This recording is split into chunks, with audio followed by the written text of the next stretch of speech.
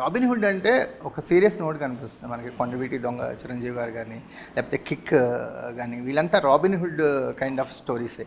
కానీ ఈ డిఫరెంట్గా ఉంది రాబిన్ హుడ్ అనేది. మాకు ఎంటర్టైన్మెంట్లో ఎక్కువ స్కోప్ కనిపించే విధంగా ఈ రాబిన్ హుడ్ ఉన్నాడు. సో ఏంటి మీ టేక్ ఏంటి, ఏం చెప్తారు? రాబిన్ హుడ్ టైటిల్కి ఎలా జస్టిఫికేషన్? ఇప్పుడు అదే యాక్చువల్గా ఏంటంటే కథ క్యారెక్టరైజేషన్ అలాగే మొదలవుతుంది కానీ ఇంకా యాజ్ ఇట్ ఈస్ అదే అయితే ముందు వచ్చిన సినిమాలన్నీ చాలా ఉన్నాయి. సో సేమ్ సెక్టర్లో పడుతుంది. ఒక 20 minutes తర్వాత కథ టర్న్ అవుద్దండి. ఆ టర్న్ అయిన దగ్గర నుంచి ఇక రాజేంద్ర ప్రసాద్ గారు కూడా ఛార్జ్ తీసుకుంటారు. ఆయన నాకు చిన్న అవకాశం ఇస్తావా? నీకు అర్థమయ్యేటట్టు చెప్తాను అబ్బాయి, మీకు కూడా అర్థమయ్యేటట్టు చెప్తాను. మంచి షడ్రతో రసోపేతమైన భోజనం పెడతాం మన ఇంటికి.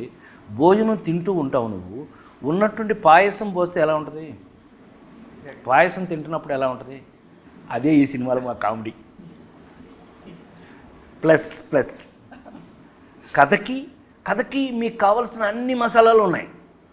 అన్ని మసాలాలతో పాటు మేము పాయసం, కామెడీ, యాడింగ్ అట్రాక్షన్ దానికి అలా రాసుకున్నాడు అతను.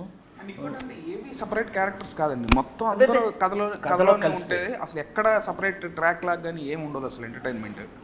మనకి ఒక ఫ్యామిలీ ఓరియంటెడ్ మూవీస్ కానీ, ఒక కామెడీని సర్వ్ చేసే మూవీస్ కానీ ఎంత బాక్స్ ఆఫీస్ని కొల్లగొట్టచ్చు. రీసెంట్ సంక్రాంతి చూసాం. సంక్రాంతి అనేది ఒక బిగ్గెస్ట్ ఒక ఎగ్జాంపుల్ సెట్ చేసింది. సో ఇంకా ఫ్యామిలీ ఓరియంటెడ్ మూవీస్, ఇంకా అంటే మనం ఎక్స్ట్రా ఎక్కడో అవుట్ ఆఫ్ ద ప్లానెట్ కథలు వెతుకుతున్నాం కానీ వితిన్ ద స్టోరీస్ కూడా చెప్పి అంత బాక్స్ ఆఫీస్ కలెక్షన్స్ చూడవచ్చు, వితిన్ ఫ్యామిలీలో కూడా స్టోరీ రన్ చేసి చూడొచ్చు అని చేసింది. మీ కథలో పెద్ద ప్లస్ ఏంటి తెలుసండి? సెంటిమెంట్ కలవటం ఈ కథలో ప్లస్ అని నేను అనుకుంటున్నా.